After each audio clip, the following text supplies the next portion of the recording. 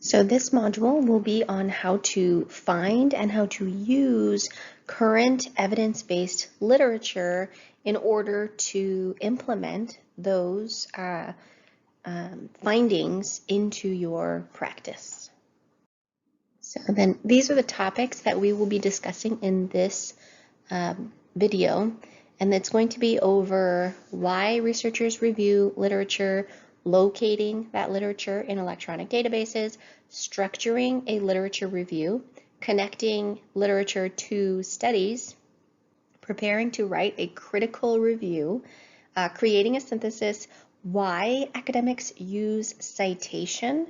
This is something that you've had to do all along in this program, but maybe this will help you to understand maybe why your instructors have found it so important, and an introduction to the different style guides, which mostly you'll find APA pretty familiar.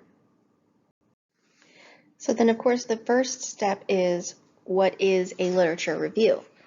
And a literature review is a systematic review of the studies and theories that are a part of the existing academic literature. And when you think about the word literature, you might be thinking of things that are just written down, but there's actually a huge, monumental amount of published work that is available online, that it makes knowing all of the literature, or even knowing most of it, almost entirely impossible. So a literature review is, in a sense, a good way to learn more about your topic before you invest time and money and resources into studying a topic. So then here are some of those reasons why you might want to review the literature before you move forward in the research process. And it's going to be that it will help to frame current research in context. So what you might find is that your current research study, or your current idea for a research study, is actually already been done.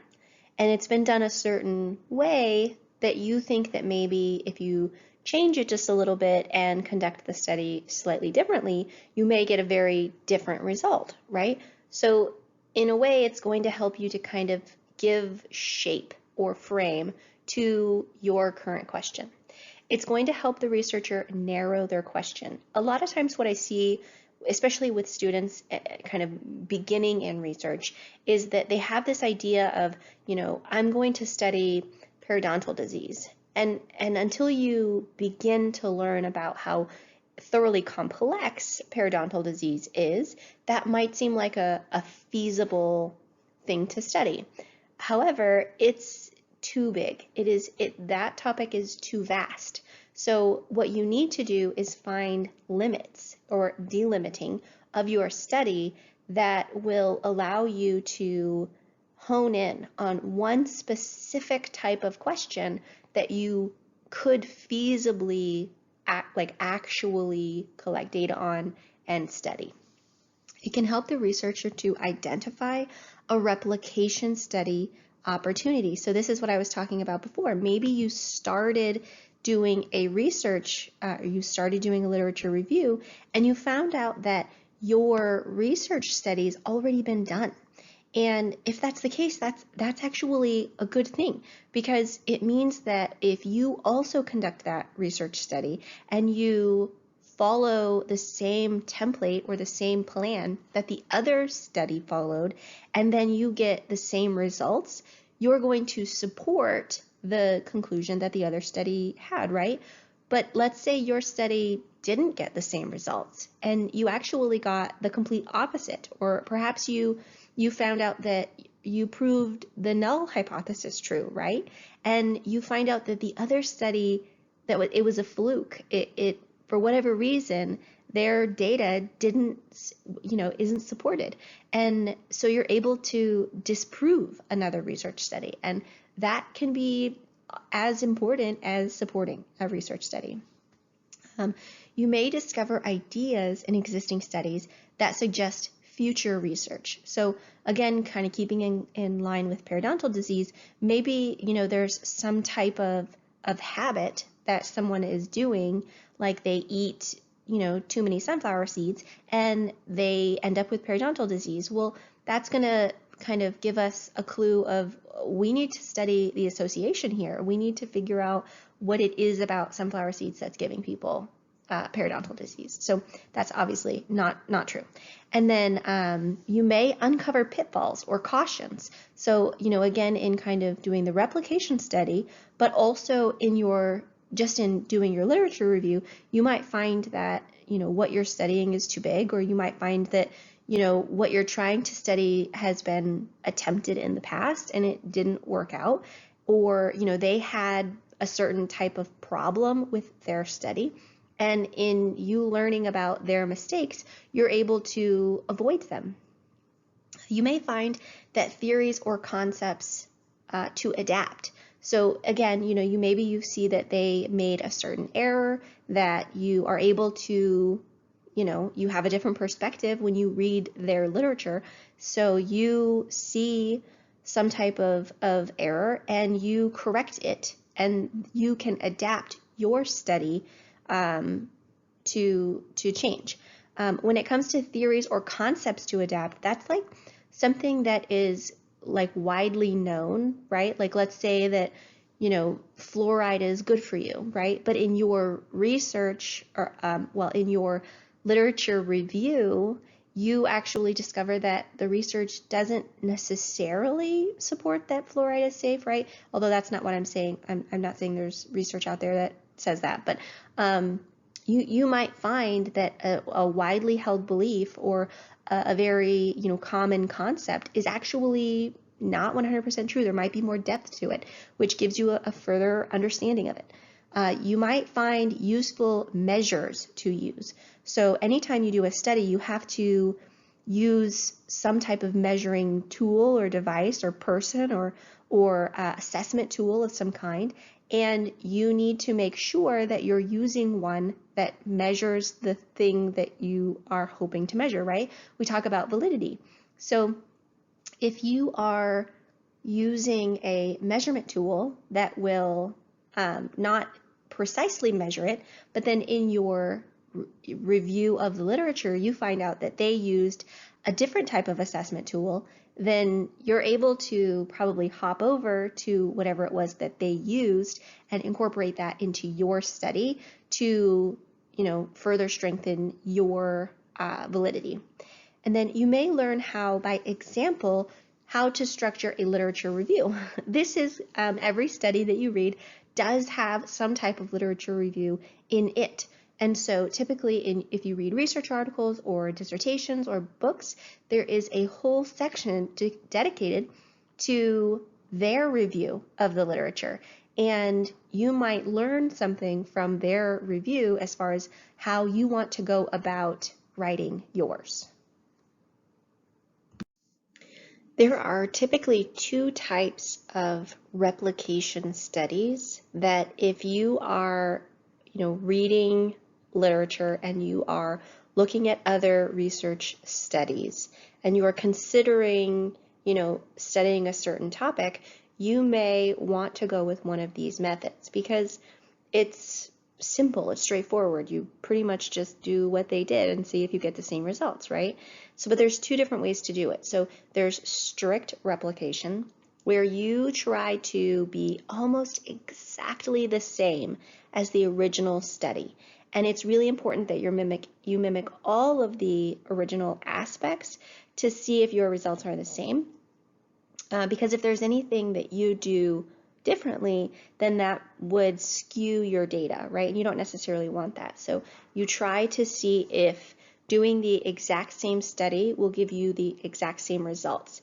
If it does, then that supports their conclusion and it strengthens their claim that, whatever their results were is generalizable to the population. However, if when you complete the same exact study, but you get different results, that means that for whatever reason, whatever went wrong in their study it's actually not generalizable to the overall population or the population they were trying to generalize to. So it's a good thing to perform studies more than one time, because just like we learned about in the Nath book, there is like one research study can't prove anything. It has to be replicated in order for us to see whether it works consistently every time. Then there's modified replication, where the researchers will intentionally modify some type of aspect, either the population or the way we go about measuring that. And they do this in the study in order to see if the concept applies under different conditions. So let's say you were studying periodontal disease, but you were doing so in, men between the ages of 35 and 45, right? So then for a modified replication, maybe you're going to study periodontal disease in women between the ages of 35 or 45. Or maybe you'll study, perio in the population of 25 to 35.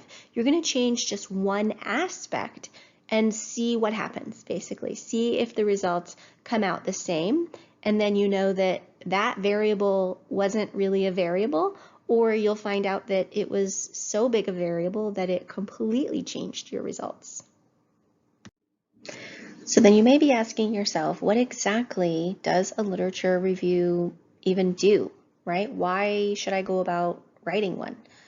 Well, the reason is because literature reviews provide context for the reader, okay? It kind of pulls the reader up to speed on the topic so that when they read your research study or your thesis or your dissertation or your book, it makes them knowledgeable about whatever is your topic is. Then when they read your study, they know what your research study is about, right? We don't want people reading the research studies and not having any idea about maybe why we went about conducting it the way that we did. Now, typically they are a part of a larger piece of work. So either they're a part of a research study or a thesis or a dissertation or a book. But you can just write a review of the literature all by itself. And it's not quite a systematic review because that's a different type of study, right? You can just write a review of the literature and then publish it. And, it has a certain type of audience, but, that's certainly a feasible thing to do.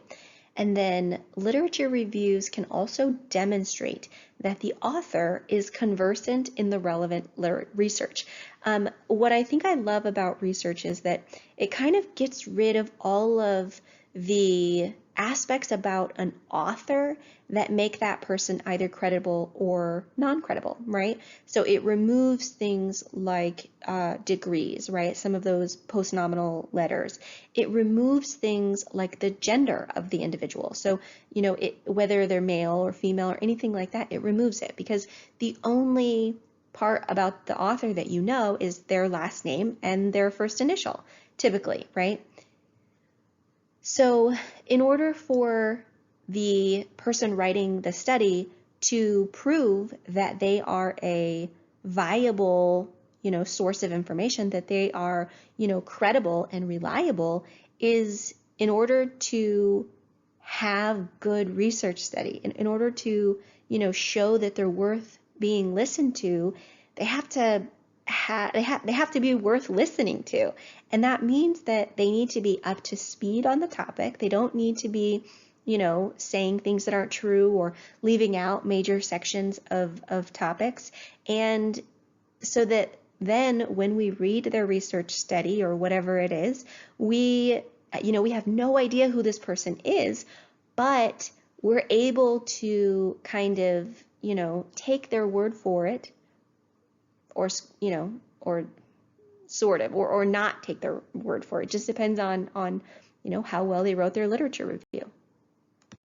All right, so as far as locating literature in electronic databases, I made an entire video on how to locate literature in databases. And I talk about the differences between databases and libraries and all of that information. So I'm going to kind of skip through these things because there is an entire video that I personally recorded, and it is up on this week's module that I would like for you to go and watch because it is excellent in learning how to manipulate and maneuver around in some of these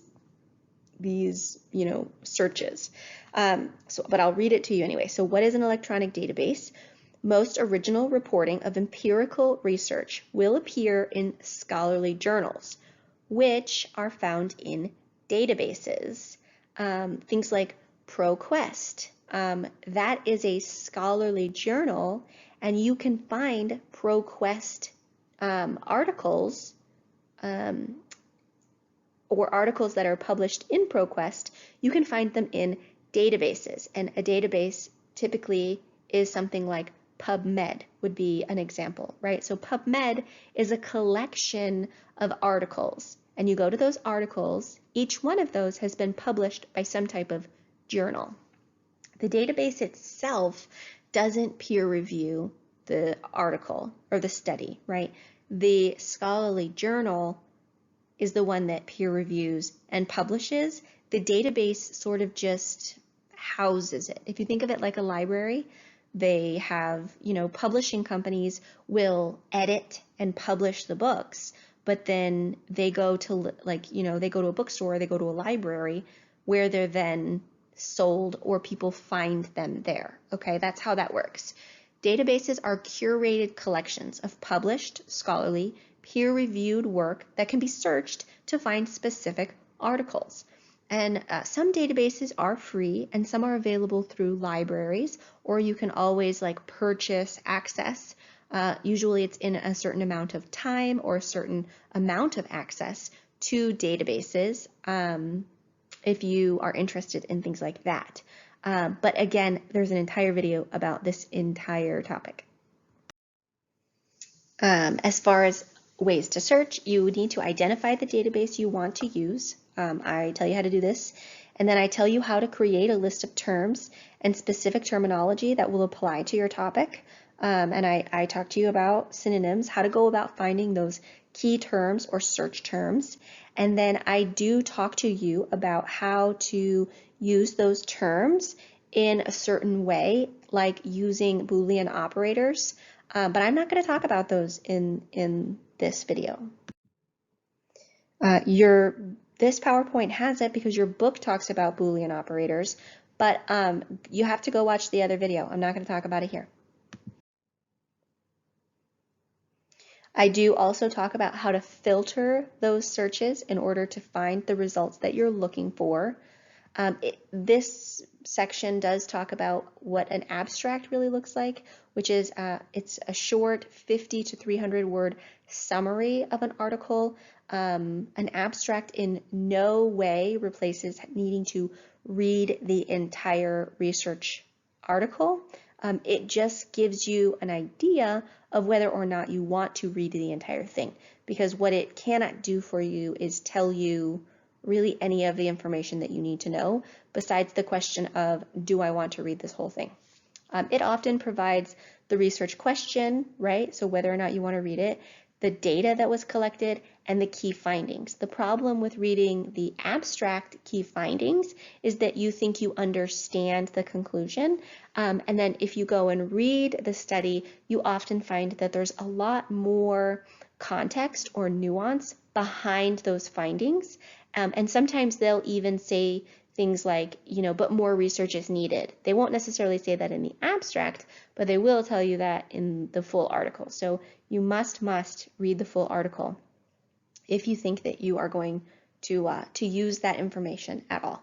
And then annual reviews, these are articles that summarize the literature on specific themes or topics, and articles have bibliographies with lots of possible resources. So whenever you're going through those electronic databases and you are looking for articles, you might have to think about what type of databases are you going to search. You're going to want to keep track of that information, especially if you're doing a systematic review or a meta-analysis, or even, just in your literature review. You want to keep track of the types of search criteria that you used. So where you went for it, what parameters did you use? So maybe you only looked for research within the last 5 years, and you want to write that down, okay? You want to keep track of that because that's important whenever you're writing your literature review. And then how many items did it return? So if you only got 2 results and only one of them worked, then that typically has a little bit more weight than if you had 50 articles pop back and you only read one of them. And then how did you sort out which ones you wanted? So here, you might say something like, we read the abstract of all 50 that popped up, and only 12 of them, were the type of measuring tool or, had the component of time that we were looking for. So all of the rest of them were, not useful, and only the 12 were the ones that we included, kind of thing. That's what they're talking about here as far as, talking about how the research or the literature review process was conducted. This is an important aspect when you read research studies because you want to know in their research, did they do their due diligence when looking up the current literature? Because if they didn't, then that article may not be worth reading. As far as structuring the literature review, so typically research reviews are no more than 20% of the total of the whole body of the work. So, if you think about it in fifths, right, the literature review portion is about 1/5 of it. Literature reviews often begin an article or the next item after the introduction. So usually when you write, this is funny, it says recipe for literature review. Do you guys remember like when people used to write recipes on index cards and then store them in one of those little index card holders kind of thing? I think that's the idea here, is that you have your bulleted list of ingredients, and then down at the bottom it tells you how to put it all together. I think this is a really cute image, but anyway, it says that you need to have some type of compelling key statistic that you found in the research that you did, and then the definition of the key terms from your literature. So anytime you use something specific, even though you know that your audience is typically educated on your topic, you're always kind of speaking to the professional or the professionals in your field, you still want to provide definitions for those kinds of concepts. And then you are looking for some type of trend information. So remember we talked about trend studies being that, you look at the past and you look at the present and you're trying to see what's going to happen. So here you're looking for trend information about statistics. Either is it increasing, decreasing, or how little it has been covered. And then if that's optional, but you want to write about how much of that topic is available to you. Because if there's a lot of research that's already been published about your topic, then it tells you that, is it worth continuing to study, right? If it's been thoroughly and exhaustively studied, you may want to get a new topic, right? But if it hasn't, if you can't find very much literature about it, then that means that your topic is actually probably pretty novel and you should study it, or it means that your topic might be too broad and it's going to be almost impossible to study. So you kind of have to be really realistic with yourself whenever you're looking at research that way. So you're going to want to carefully ensure that you know the meaning and the details of how the compelling key statistic was collected, right? You don't ever want to come out with a key statistic that you're going to use in your literature review and then not really know how it was found. You're going to mix together using precise words with the definitions of key terms.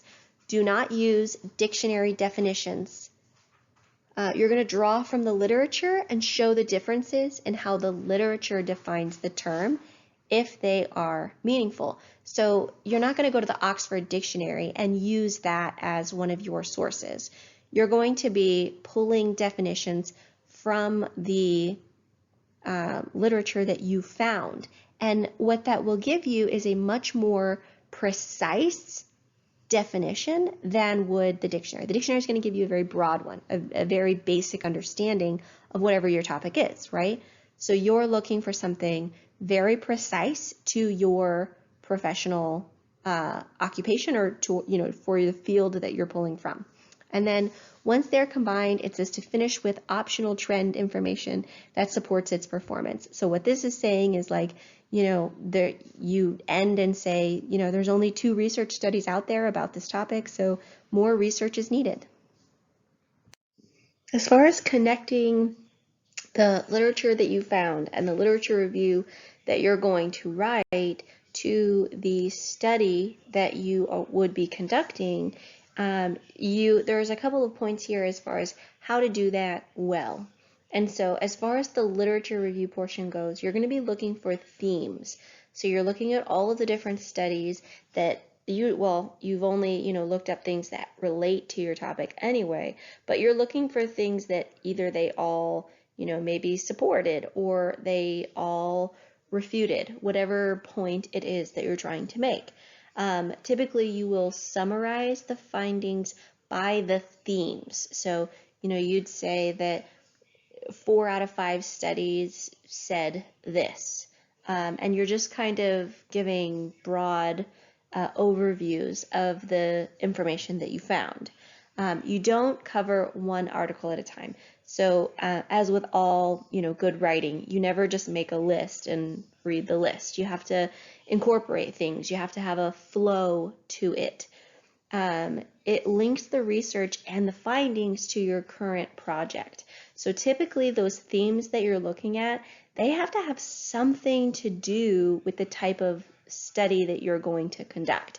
So if your study is about plaque biofilm and how to remove it, maybe all of your literature reviews are talking about how plaque biofilm is accumulated or, current established methods for removing it. And then succinctly describes the method and findings of articles in the lit review. So basically here, you want to keep things brief and you just very quickly go through all of the things that you learned and that relate to your topic that you then need to incorporate into your study.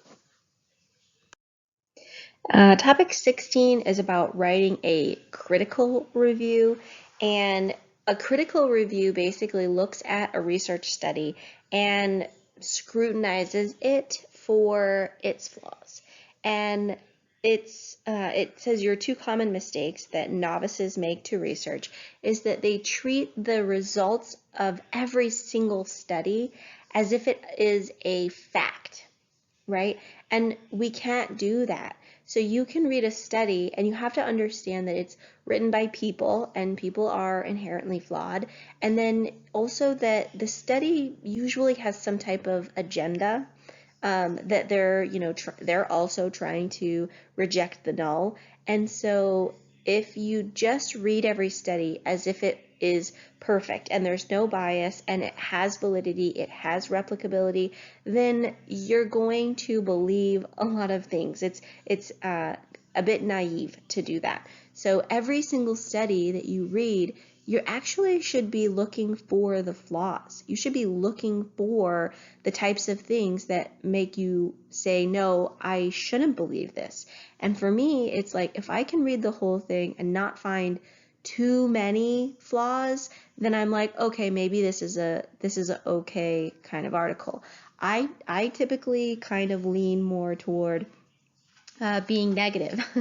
The other thing that beginners do is they try to discuss the studies as if they're all equal in quality.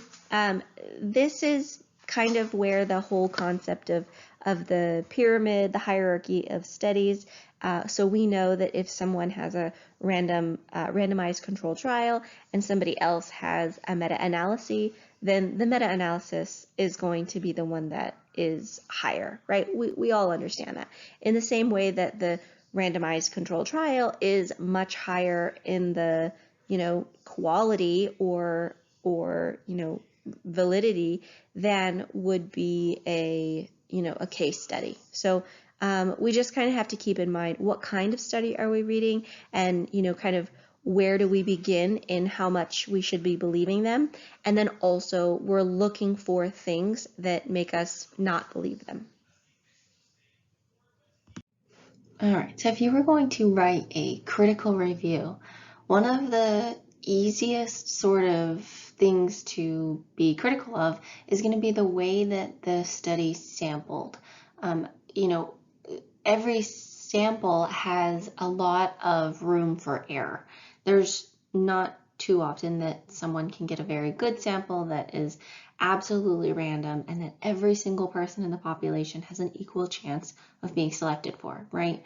So when sampling, or how whatever the article is that you're reading sampled, typically you can find some room for error there, and whatever those weaknesses are, that's what you're going to want to write down.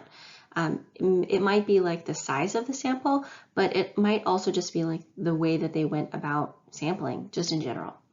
As far as measurement goes, you're looking to see that all measures, you're looking to see that what they used to measure, so maybe some type of index or some type of method or a way that they went about collecting the data, that you want to see if it's absolutely perfect, which is very hard to get. So you're looking for those weaknesses and the limitations.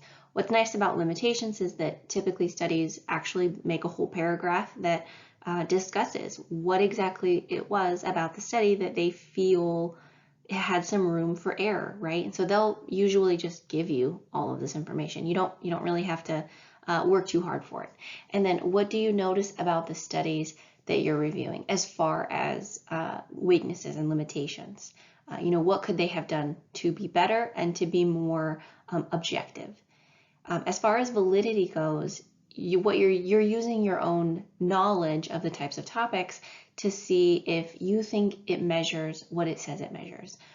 There is always a chance that there's a variable that the researchers did not think about, and so you may read the study and think, well, maybe they left out X, Y, and Z, and that would be something that you would include in a critical review. Are all of the control conditions adequate? And then can the results be generalized? There's probably something with most studies where it can't be generalized. All right, so then on topic 17, which is in your book on page 59, is when your book starts to go into how a literature review, a well-written one, will also be a synthesis of the total information that is available. And a synthesis is going to show you that whole picture of how all of those pieces fit together. And ideally, in order to be easily read and understood and to be entertaining enough that one would want to read it, it should move from theme to theme while citing those relevant studies. So the example here that your book gives is maternal depression and child health. And so what it might start with is talking about children's health, and then what factors were studied and what is left out. Because a synthesis should always tell you what is known about a topic and what is not known. And then in the example here, you would move from children's health down to maternal depression, and you might begin to compare how maternal depression and children's health are related and how they're not related. And you'd also talk about how maternal depression is measured, because how something is measured is an important factor in whether or not it really exists. Because, as we know, sometimes things are measured in a subjective manner. And so if that's the case, then, we need to be aware that the measuring tool is subjective. And then here from maternal depression, you would move down to the things that are common between maternal depression and childhood health. and maybe some of those risk factors that go along with these two conditions, like socioeconomic status, family instability, and maternal health behaviors. So see here how you're doing your study, but in your literature review, you're looking at some of these bigger topics and then just bringing in those common themes. Whenever you're writing a synthesis or a literature review, or anything where you have many moving parts and different types of references, it's a good idea to organize your references in this sort of format. And as far as an Excel spreadsheet goes, this is a wonderful way to keep everything together.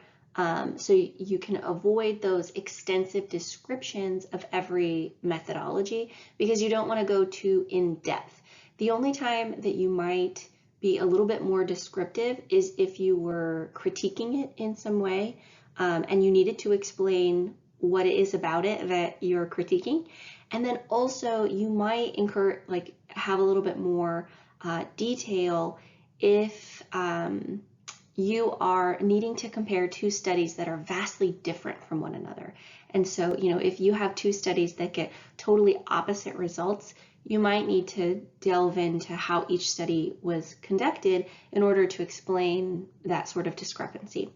But as far as keeping and writing a literature review, you're going to want to look something like this, where you have the study title, the authors, obviously, the year it was published. Realistically, you probably don't need the year this study was actually conducted, where the study was conducted, what type of research design was it, whether it was peer-reviewed, and then here it has a couple of those kinds of details about the study that you are probably, kind of paying attention to. So, how big was the sample size?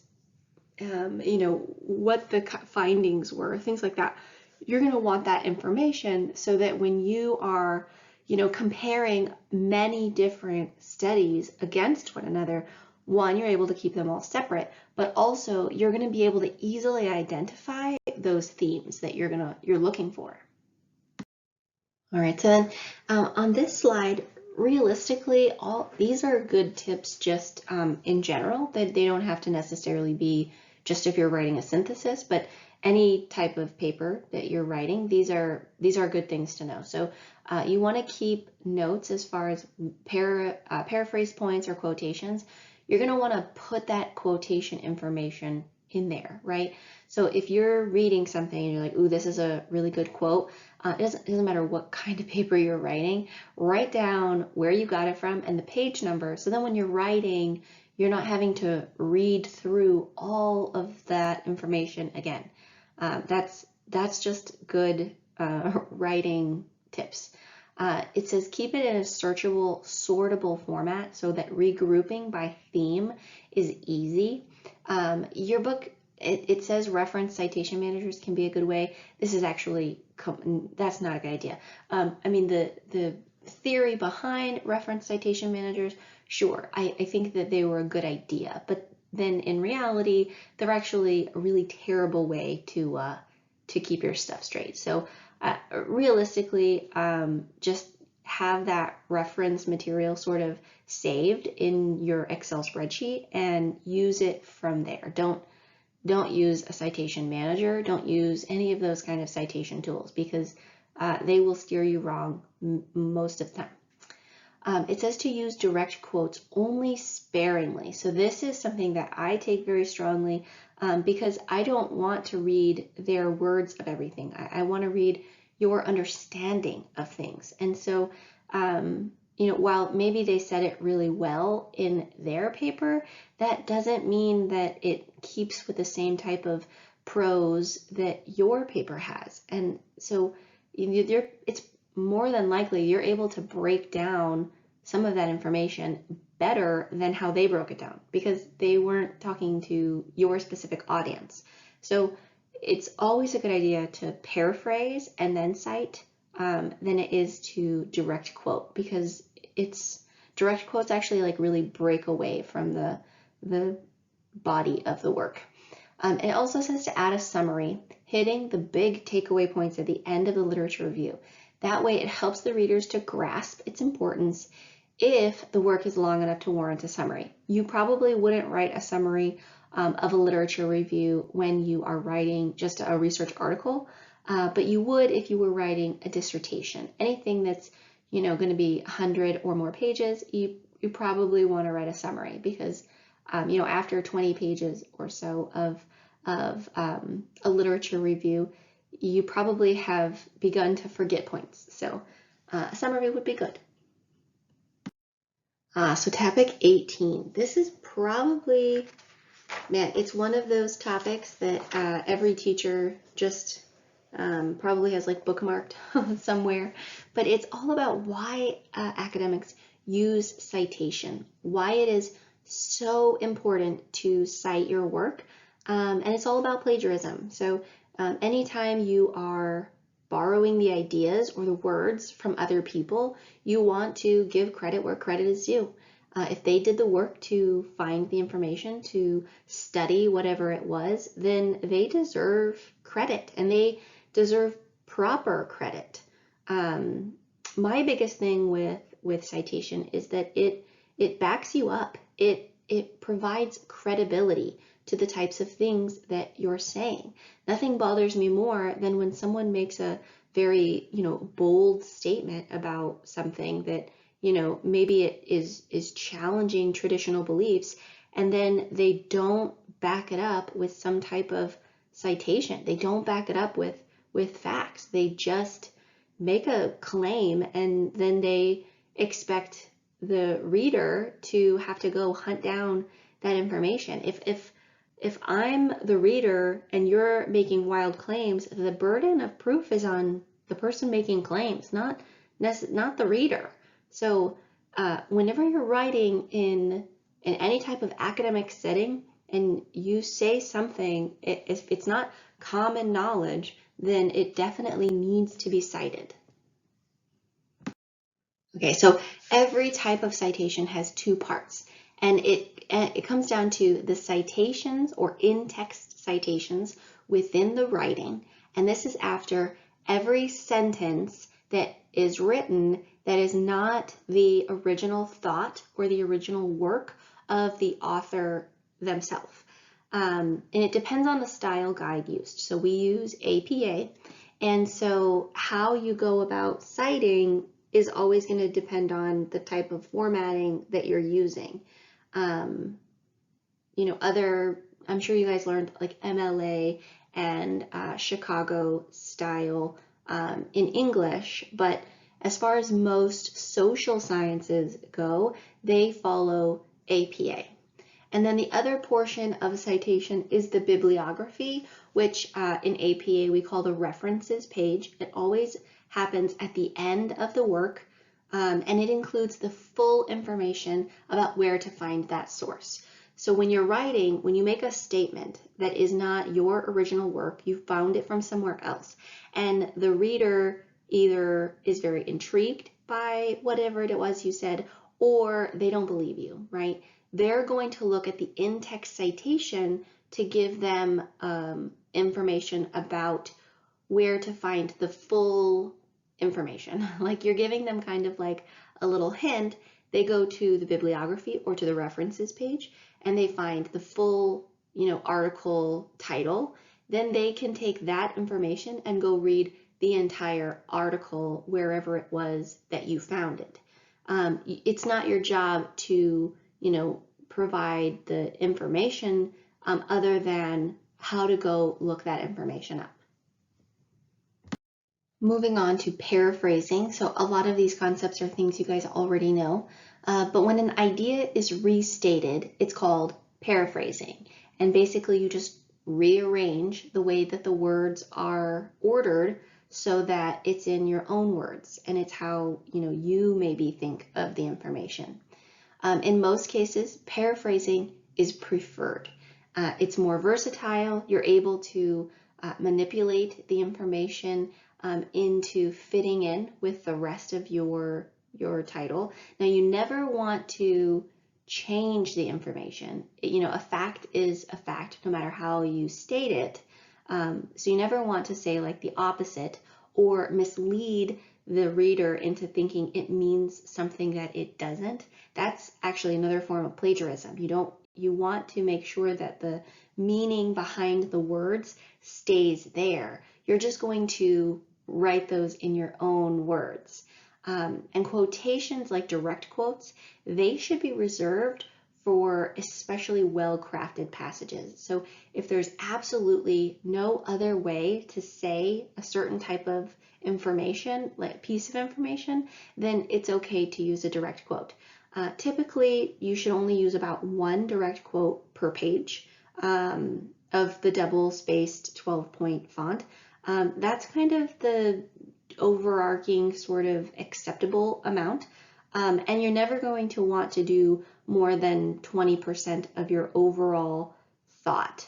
The best way to go about quoting or paraphrasing and pulling in citations is to state your idea and then back your idea up with some type of sentence or quote that supports and gives credit to your thought, and then go in explaining why that quote or paraphrased information then supports your thought. Paraphrasing, of course, it still requires citation because it's not your idea. It comes from them. And ideas, they should still be given credit. So then the idea, if you state it but you don't give credit, that's called plagiarism. Basically, you're stealing the ideas or you're stealing the credit of an idea from someone else who actually put in the work for it. So plagiarism is obviously very harshly judged in academia, but anywhere you go, it's not a good idea to plagiarize. You should give credit where credit is due. So it's true for paraphrasing and quotations. It doesn't matter which method you're using.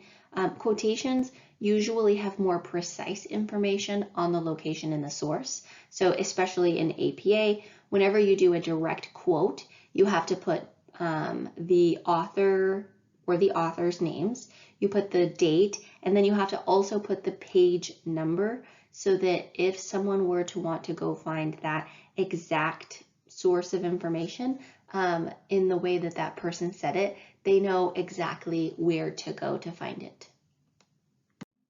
Okay, so then if you're following along with the PowerPoint that was published, I actually pulled a couple of slides from that one because topic 19, as far as the introduction to style guides, we aren't doing that one. So that one begins on page 65, which you are not required to read because I only want you to know about APA. So you don't need to understand the differences between ASA and Chicago and all of that.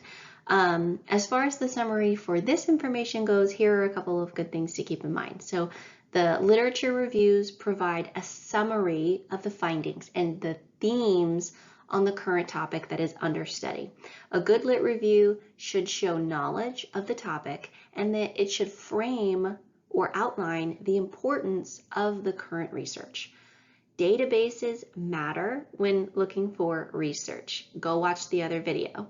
Techniques and technical knowledge can help to improve your search results. Understanding how to search for information for research articles is almost just as important as actually finding research articles. Structuring the literature review, which uses key statistics and important definitions, and you'll do that in the main terms. The lit review is interrelated to the development of the research plan. Each may inform the other. Be critical of the literature, scrutinize their methods, their sampling, their measures, and their validity. Give better studies more coverage. So, if they did a good job, you have to believe them more. You're going to organize those key elements of the studies in your review, and this is best done with a spreadsheet or some type of organizational format. And then citation acknowledges other scholars' work. And so whenever you are borrowing the ideas of other people and you're learning about them and then sharing them, you have to give credit where credit is due.